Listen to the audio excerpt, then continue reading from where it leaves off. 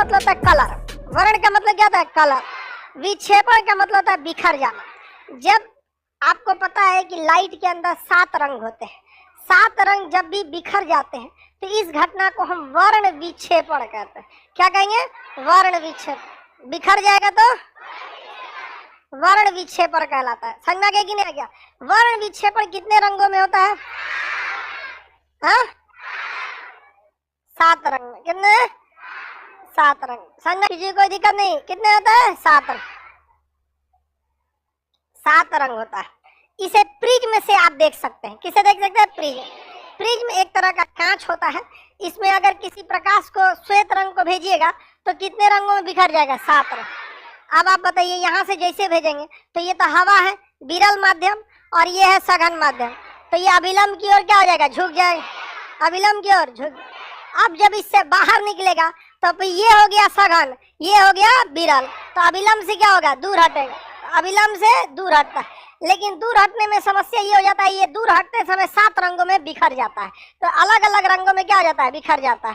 7 रंगों में क्या हो जाता है? बिखर जाता है। अभी हम कितने रंगों में बिखर जाता है? 7 रंगों में बिखर जाता है।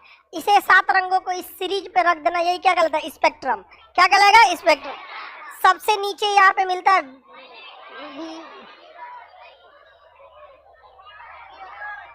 इसे ट्रिक क्या होता है? वीवी ग्योर। क्या होता है? वीवी ग्योर। Violet, indigo, blue, green, yellow, orange, red.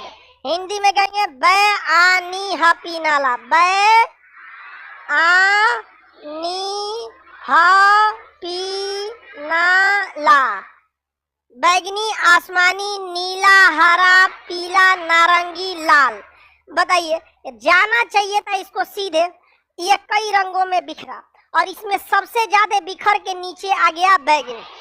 सबसे ज्यादा बिखर के नीचे आ गया बैगनी, यानी सबसे ज्यादा बिखराव किसका है? बैगनी। बैगनी के बाद बिखराव किसका है? आसमानी का। बैगनी के बाद आसमान। सबसे कम बिखराव लाल। सबसे कम बिखराव लाल। समझ में आ गया कि नहीं आ गया?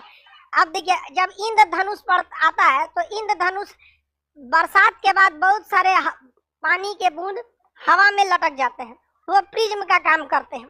उससे होके जब प्रकाश आती है बरसात के समय तो वो प्रिज्म का काम करने लगती है। बरसात का पानी किसका काम करता है? प्रिज्म। और छोटे छोटे पानी के बूंद जो हवा में तैर रहे होते हैं वो किसका काम करते हैं? प्रिज्म। और जब उसको पार करके जब प्रकाश आता है तो वो किस में बढ़ जाता है? 7 रंगों में, जिसे हम लोग रेनबो कहते हैं। सीबीएसई वाला क्या कहता है? रेनबो। सीबीएसई वाला रेनबो। सीबीएसई वाला रेनबो। और हम लोग क्या कहते हैं? इंडिगो, इंद्रधनुष। क्या कहेंगे? इंद्रधनुष। इंद्रधनुष। समझ में आ गया कि नहीं आ गया? तो इंद्रधनुष भी इसी शेप में दिखेगा। तो सबसे ऊपर कौन सा रंग दिखेगा? लाल।